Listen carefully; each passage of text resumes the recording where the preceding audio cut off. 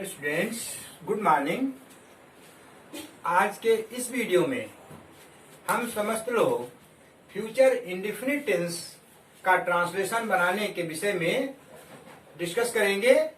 अभी तक हम लोगों ने प्रेजेंट टेंस से संबंधित present indefinite tense, present continuous tense, perfect tense और परफेक्ट कंटीन्यूअस टेंस के साथ साथ में पास्ट इंडेफिनिट टेंस के सभी प्रकार के सेंटेंस का ट्रांसलेशन बनाने के विषय में चर्चा की है, डिस्कशन किया है और अपेक्षा है कि आप उसको अच्छी प्रकार से समझ भी गए होंगे।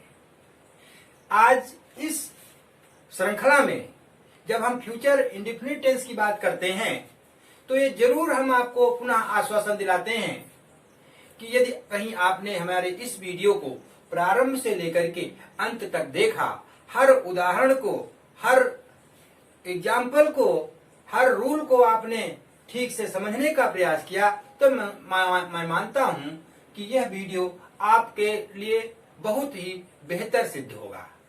तो ज्यादा कुछ न कह करके हम सीधे आज इस फ्यूचर इंडेफिनिट टेंस पर चलते हैं। सबसे पहले जैसा कि हम सभी वीडियो में बताते आ रहे हैं कि किसी भी टेंस का अनुवाद बनाने के लिए हमें उस टेंस की पहचान होना जरूरी है, क्योंकि जब पहचान होगी तभी हम उसके कैसे उसका बनाएंगे, उसको कैसे हम ट्रांसलेशन करेंगे, इसकी जानकारी प्राप्त करेंगे और हम उसका अनुवाद कर सकने में समर्थ होंगे। तो आइए देखते हैं फ्यूचर इंडेफिनिट टेंस की पहचान। सबसे पहले हम जानते हैं फ्यूचर मीन्स भविष्य होता है और इंडेफिनिट अर्थात जो निश्चित न हो। फ्यूचर इंडेफिनिट अर्थात जो कार्य भविष्य में, जिस कार्य का भविष्य में होना पाया जाए वह फ्यूचर इंडेफिनिट होता है। तो इस प्रकार से इसकी पहचान लिखेंगे। ऐसे वाक्य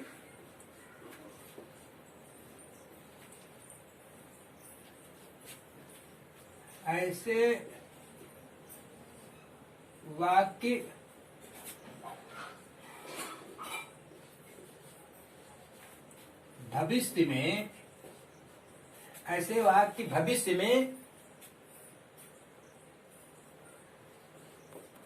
होते हैं अर्थात ऐसे वाक्यों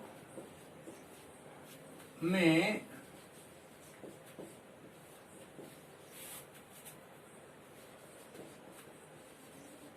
कार्य का भविष्य में होना पाया जाता है।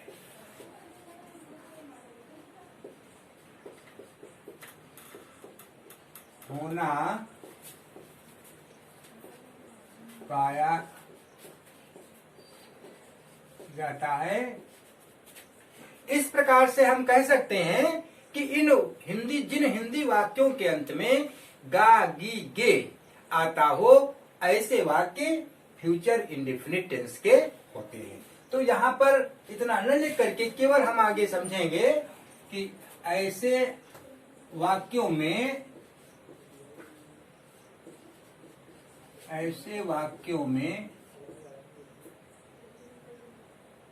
वाक्यों के अंत में लिखिए, के अंत में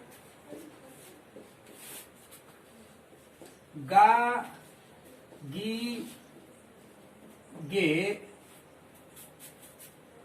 आता है। अब इस बात को आप सामने मैं क्लियर करना चाहता हूं। मैंने लिखा ऐसे वाक्य भविष्य में होते हैं, अर्थात जो ये टेंस होता है, इस टेंस के जो भी अनुवाद आते हैं वो सभी भविष्य को प्रदर्शित करते हैं, यानी भविष्य में वैसा कार्य होगा। वही बात यहाँ पर आगे भी मैंने बताने का प्रयास किया है, अर्थात ऐसे वाक्यों में कार्य का भविष्य में होना पाया जाता है। अर्थात ऐसे वाक्यों के अंत में गा, गी, गे आता है। फॉर एग्जाम्पल मैंने कह दिया मैं कल तुम्हारी मदद करूंगा। भविष्य की बात है, आने वाला कल। तुम 2 सप्ताह बाद यहां आ पाओगे। मेरी माताजी अगले महीने तीर्थ यात्रा पर जाएंगी। अब जितने भी वाक्यों को हमने देखा वो सभी अंत में गा गी गे प्रदर्शित करते हैं। गा गी गे आता है, अर्थात ऐसे वाक्यों को हम फ्यूचर इंडेफिनिट टेंस कहेंगे। अब जब हमको ये क्लियर हो गया कि फ्यूचर इंडेफिनिट टेंस के वाक्यों में गागी गे आता है, तो हम इसका अब समझेंगे कि अनुवाद का नियम, यानी किस प्रकार से हम अनुवाद बनाएंगे। सबसे मुख्य बात यही है कि हमको टेंस तो पता है, लेकिन टेंस के साथ में हमको इसका स्ट्रक्चर नहीं पता, तो समझ लीजिए हमको कुछ नहीं पता है। अब स्ट्रक्चर में इसमें सब्जेक्ट, जैसा कि मैं बताता रहता हूं, सब्जेक्ट सिंगुलर में हो, सब्जेक्ट प्लूरल में हो, यहाँ पर ऐसी कोई बात नहीं। यहाँ पर सीधी सी बात है। सबसे पहली बात, आई तथा वी के साथ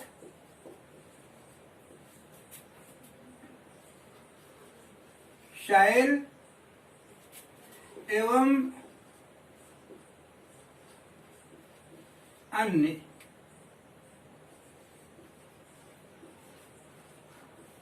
सब्जेक्ट्स के साथ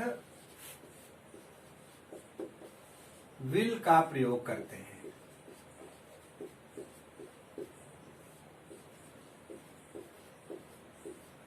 अब यही मुख्य बात है, इस बात को हमें अच्छी प्रकार से समझ लेना चाहिए।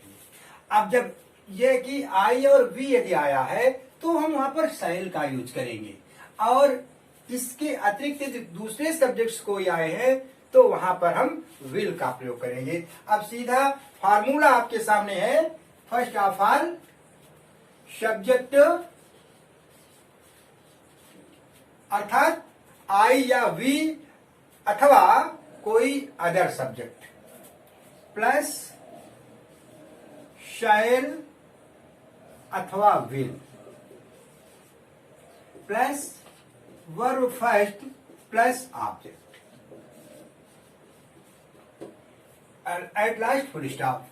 ये जो आपका लिखा, यही आपका मुख्य फार्मूला इस सूत्र में काम करेगा। ये सूत्र आपका काम करेगा। अब इसी के आधार पर हम ट्रांसलेशन बनाएंगे। अब ये हमारे सामने फार्मूला हुआ। इस फार्मूले के बाद में हम सीधे एग्जाम्पल की बात करते हैं, क्योंकि वही बात कि बिना एग्जाम्पल के, बिना ट्रांसलेशन के जो कुछ भी मैंने ये किया, ये हमारे लिए कुछ भी नहीं है।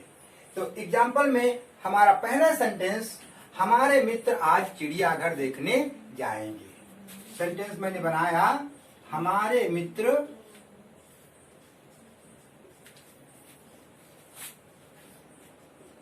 आज चिड़ियाघर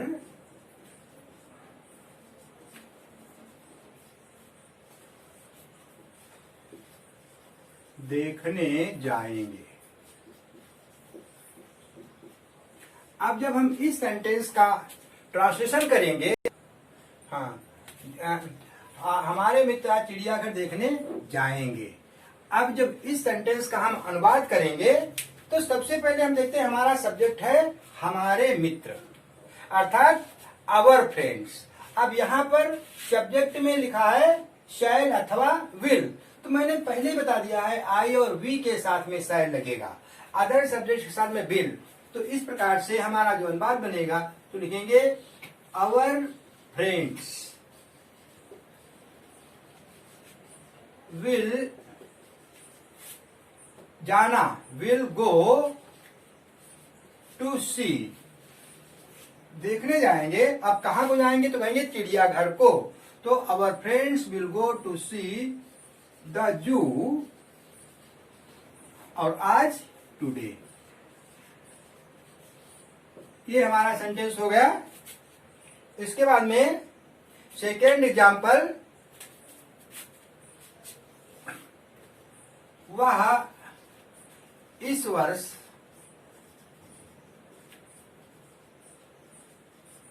इंटर की परीक्षा देगी।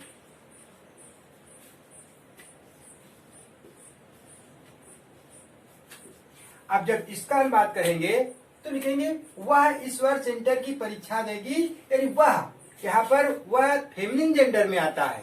फेमिनिन जेंडर के लिए she will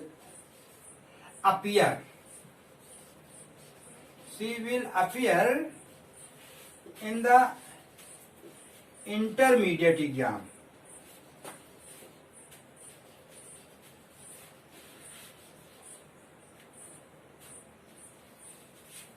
intermediate examination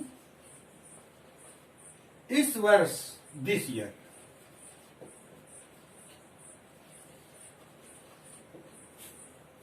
next example, मैंने आपको बताया था आई तथा वी के साथ में शैल का यूज करते हैं, और यहां पर अभी आई और वी की कोई बात नहीं आई, उसका भी एग्जाम्पल आपके सम्मुख है।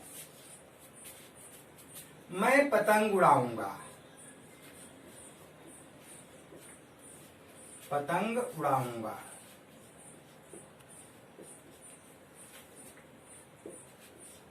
अब यहां पर सब्जेक्ट आ गया आई शैल फ्लाई अ काइट। अब इस प्रकार से हमने देखा कि ये हमारा जो फ्यूचर इंडेफिनिट टेंस का असर्टिव सेंटेंस है। असर्टिव सेंटेंस आपके सामने अनुवाद बनाने का तरीका मैंने बताया। इसके बाद में हम सीधे सीधे बात करेंगे निगेटिव सेंटेंस की। निगेटिव सेंटेंस भी इस असर्टिव सेंटेंस का ही एक रूप होता है, एक पार्ट होता है, बस केवल उसमें नकारात्मक सूचना प्राप्त होती है। जैसा कि मैंने पहले बताया था कि असर्टिव सेंटेंस एक ऐसा सेंटेंस होता है जिसमें हमें इंफॉर्मेशन मिलती है, एंड दिस इंफॉर्मेशन में बी पॉजिटिव और निगेटिव, यानी यह हमारी जो सूचना है वो सकारात्मक या नकारात्मक कैसी भी हो सकती है।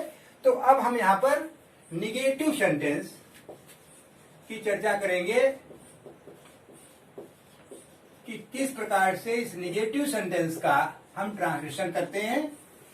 अब हमने आपको एक बात पहले ही बता दी है कि आई और वी के साथ में शैल का यूज करते हैं, अदर सब्जेक्ट के साथ में विल का प्रयोग करते हैं। इसलिए बार बार उसको रिपीटेशन न करके सीधे सीधे फार्मूला ही आपके सामने है। सब्जेक्ट प्लस शैल अथवा will plus not plus verb first plus object. इस तरह के बाद में अब सीधे हम एग्जाम्पल्स देखते हैं। पहला एग्जाम्पल है, यह माली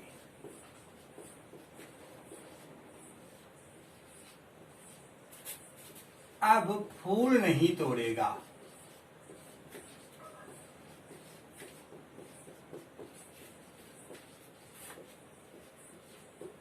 अब जब इस सेंटेंस का हम अनुवाद करेंगे तो लिखेंगे यह माली फूल नहीं तोड़ेगा। तो यहां पर यह माली की इंग्लिश लिखेंगे this gardener. This gardener will not pluck the flower now। अब यहाँ पर नाउ सबसे लास्ट में लिखा जाना चाहिए, यानी अनुवाद होगा this gardener will not pluck the flower now. दूसरा सेंटेंस, हम कल उपवास नहीं रखेंगे। हम कल उपवास नहीं रखेंगे। अब जब इसका हम अनुवाद बनाएंगे तो हम देखते हैं यहां पर हम को इंग्लिश में वी लिखते हैं। अब जैसा कि पहले हमने आपको बता दिया है आई और वी के साथ में शैल का प्रयोग करते हैं, इसलिए हम लिखेंगे we shall not keep fast. Keep fast means उपवास रखना। We shall not keep fast tomorrow. ध्यान रहे, कल की इंग्लिश दो होती है। कल दो प्रकार के होते हैं, एक तो आने वाला कल और दूसरा बीता हुआ कल। तो यहाँ पर बात हम फ्यूचर की कर रहे हैं, अर्थात आने वाले कल की। फिर भी आपकी यादगारी के लिए यहाँ पर मैं कल की अंग्रेजी लिख देता हूं, कल। लेकिन ये जो कल है बीता हुआ, इस बीते हुए कल की इंग्लिश होती है एस्टरडे। ये आपका पास्ट टेंस शो करता है। और दूसरा कल है जिसको जो है आने वाला। इस आने वाली कल की जो इंग्लिश होती है उसको हम लिखते हैं टुमारो। टुमारो मीन्स आने वाला कल। कोई बहुत खास बात नहीं है, लेकिन फिर भी हमारी मेमोरी में ये बात ध्यान आ जानी चाहिए कि कल किस कल की बात कर रहे हैं हम। एस्टरडे की बात कर रहे हैं कि हम टुमारो की बात कर रहे हैं। इस प्रकार से 3 एग्जाम्पल्स आपको हम देना चाहते थे। तीसरा एग्जाम्पल पुनः है आपके सामने। यह शैतान लड़का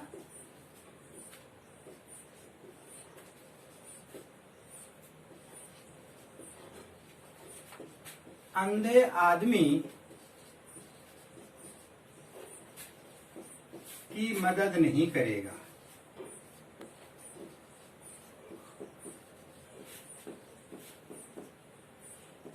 अब जब इस सेंटेंस का हम ट्रांसलेशन करेंगे तो सबसे पहले इसमें सब्जेक्ट है यह शैतान लड़का। यह शैतान लड़का। अब यह हम जानते हैं ये डिमॉन्स्ट्रेटिव प्रोनाउन है। यहाँ पर कहते हैं यह वह। डिमॉन्स्ट्रेटिव प्रोनाउन एक ऐसा प्रोनाउन होता है जो दूरी को व्यक्त करता है।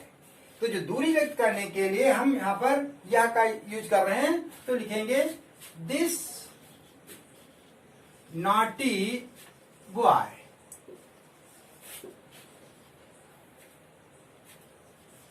अब इसके साथ में विल का प्रयोग। This naughty boy will not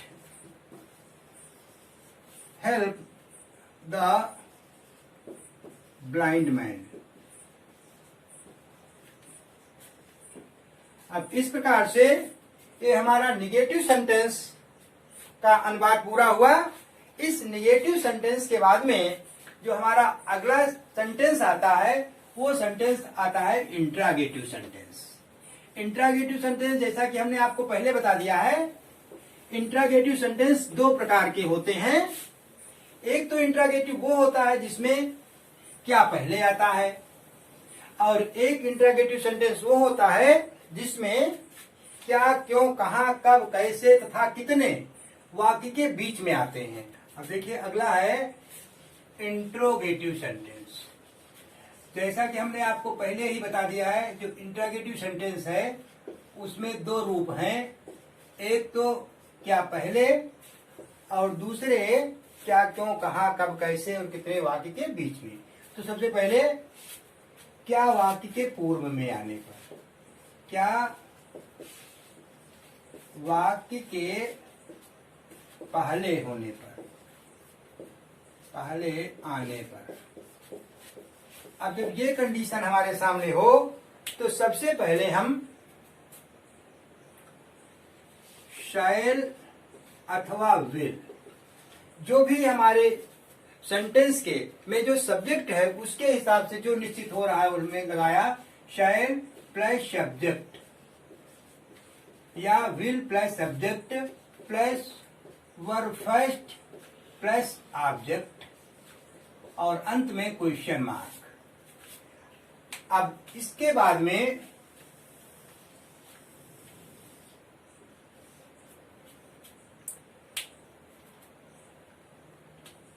दूसरा है क्या,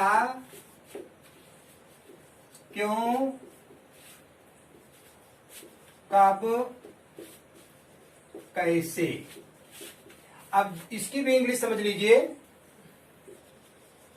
व्हाट, व्हाई, व्हेन, हाउ।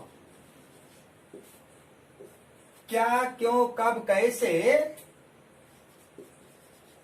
वाक्य के बीच में आने पर। जब क्या क्यों कहा कब कैसे यानी जो क्वेश्चन वर्ड आता है, जब वो वाक्य के बीच में आता है तो सबसे पहले हम क्वेश्चन वर्ड लिखते हैं। क्वेश्चन वर्ड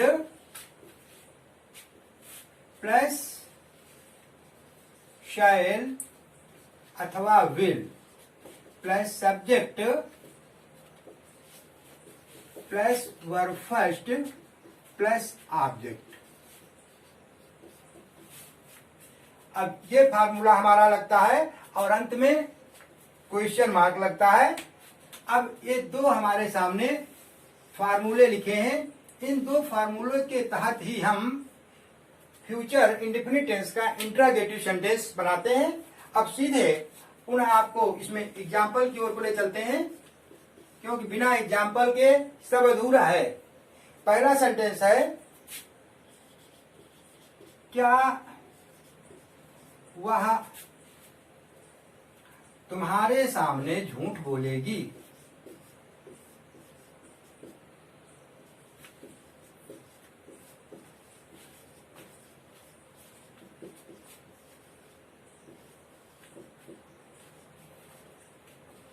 अब यहां पर पहला वाला फार्मूला ये लग रहा है, ये तो दूसरा फार्मूला है यहां पर है, तो है क्या वह तुम्हारे सामने झूठ बोलेगी।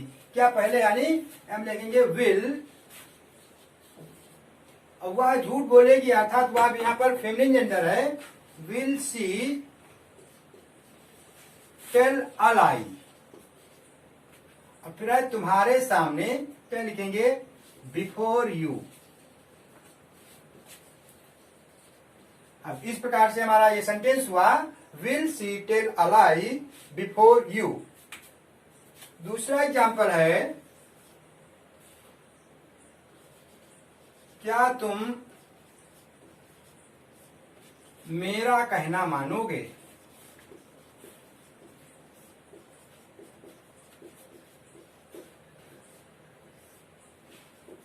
अब जब इसका हम बात करेंगे तो पुनः वही बात, विल यू ओबे मी। और एक सेंटेंस, क्या क्यों कहा, जो मैंने यहां पर लिख दिया, क्या क्यों कब कैसे वाक्य के बीच में यदि आए तो उसका हम ट्रांसलेशन कैसे करते हैं। ये देखिए, सबसे पहले ऐसा सेंटेंस जिसमें क्या क्यों कहा कब वाक्य में के बीच में आएगा, अर्थात एग्जाम्पल नंबर 3,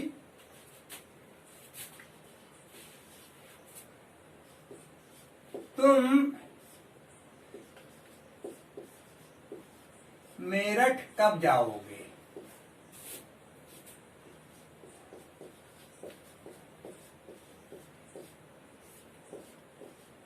अब यहां पर बीच में कब आ गया, तो सबसे पहले हम कब की इंग्लिश लिखेंगे। जैसा कि पहले हमने बताया, व्हेन, फिर when will you go to Meerut. Meerut हमारा एक शहर का नाम है, इसलिए हम इसको कैपिटल लेटर में लिखेंगे MEERUTH। तुम मेरठ कब जाओगे। अब यहां पर हमने आपको बताया क्या क्यों कहा कब कैसे, इसमें भी एक अंतर है, और वो विशेष बात ये है, यदि वाक्य में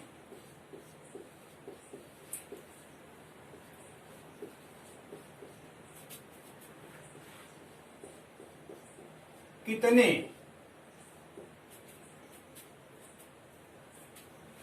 शब्द आए, कितने शब्द आया हो,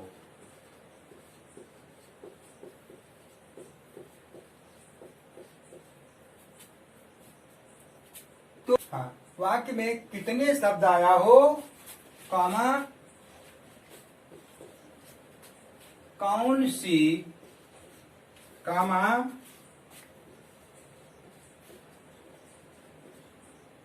किसका या किसकी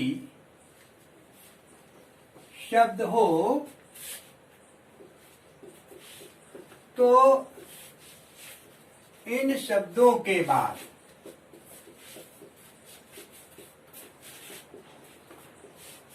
संबंधित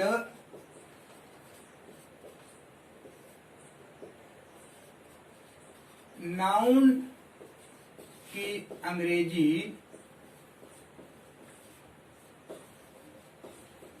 लिखी जाती है।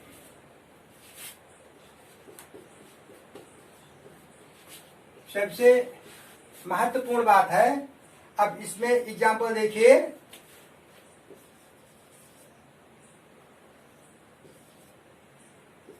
पहला एग्जाम्पल है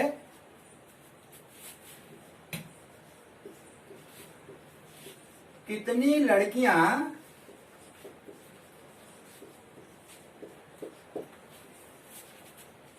इस नाटक में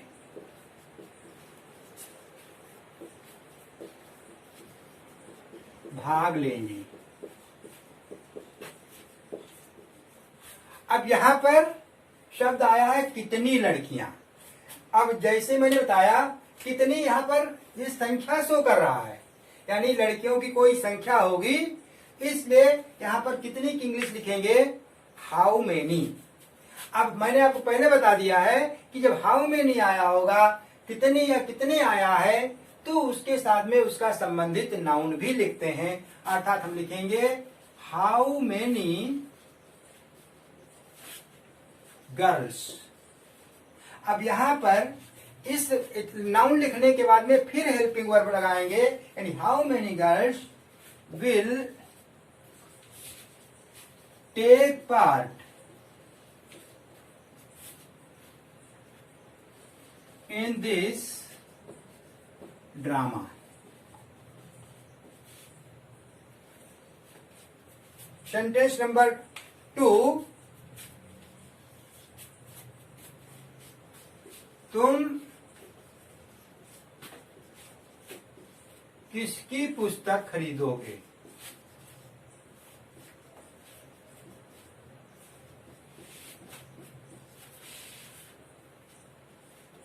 अब यहां पर किसकी के लिए हम हुज का यूज करेंगे। हुज माने किसका या किसकी, तो यहां लिखेंगे हुज बुक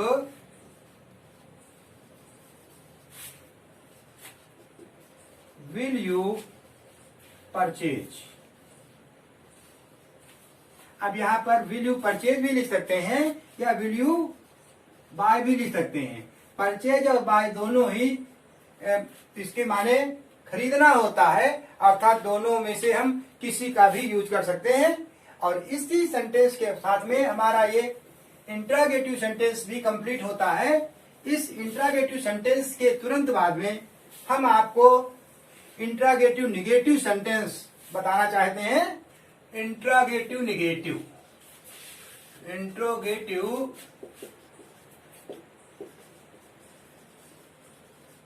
निगेटिव सेंटेंस। अब इसमें क्या भी आता है और नॉट भी आता है। इस प्रकार से जब इसका हम अनुवाद बनाते हैं तो हम लिखते हैं शैल अथवा विल। सबसे पहले शैल या will plus subject plus not plus verb first plus object और उसके बाद में क्वेश्चन मार्क। इतना करने के बाद में ये हमारा यदि क्या वाक्य के पहले लिखा हो तो हमारा ये फार्मूला लग जाता है। इसके साथ में ही यदि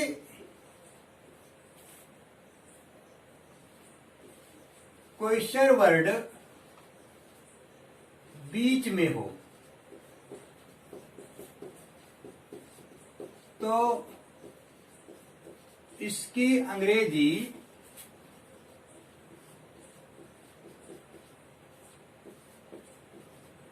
सर्वप्रथम लिखते हैं।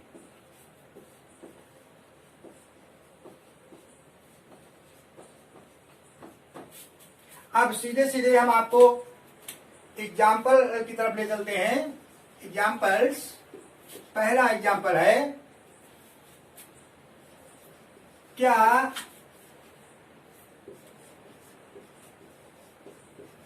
तुम्हारा नौकर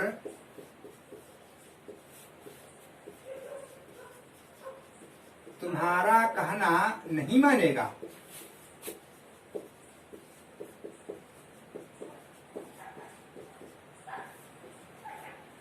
अब यहां पर क्या पहले आया है, जब इसका हम अनुपात बनाएंगे तो हम लिखेंगे will your servant not obey you. अगला एग्जाम्पल है,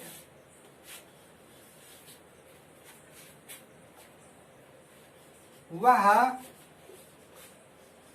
कल Delhi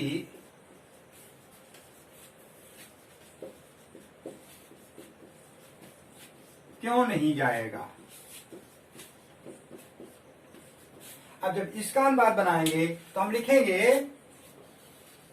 why will he not go to Delhi tomorrow. अब इस प्रकार से जो हमने आपको बताया वो यानी फ्यूचर इंडिफिनिट टेंस में चारों भाग, जो चारों सेंटेंस प्रकार के सेंटेंस थे वो आपके कंप्लीट हुए। एक बात हम आपको और बता देना चाहते हैं, यदि हमारे किसी भी सेंटेंस में कंपल्सन की बात आ जाए तो कंपल्सन की स्थिति आने पर, अनिवार्यता की स्थिति आने पर विल और शैल उल्टा हो जाता है। यानी आई और वी के साथ में शैल लगता है, लेकिन जब अनिवार्यता होगी, कंपल्सन होगा, तो आई और वी के साथ में विल का प्रयोग कर देंगे तथा अदर सब्जेक्ट के साथ में शैल का प्रयोग करेंगे। फॉर एग्जाम्पल, ओरली आपको हम बता रहे हैं, मैं तुम्हारी मदद अवश्य करूंगा। अब जब इसका हम अनुवाद बनाएंगे तो हम कहेंगे आई विल हेल्प यू। अब यहाँ पर आई के साथ में मैंने विल का यूज कर दिया तो समझ लीजिए इसका अर्थ हो गया अवश्य करूंगा। तुम अपना पाठ याद जरूर करोगे। You shall learn your lesson, full stop. इस प्रकार से हम देखते हैं कि है तो ये बहुत इजी, लेकिन यदि हमने जरा सी चूक कर दी तो हमारा सेंटेंस बहुत ही इजी होने के बावजूद भी हमसे त्रुटि हो जाएगी। अर्थात इसको ठीक से समझिए, पूरा वीडियो प्रारंभ से अंत तक देखिए, निश्चित रूप से आपको सफलता मिलेगी।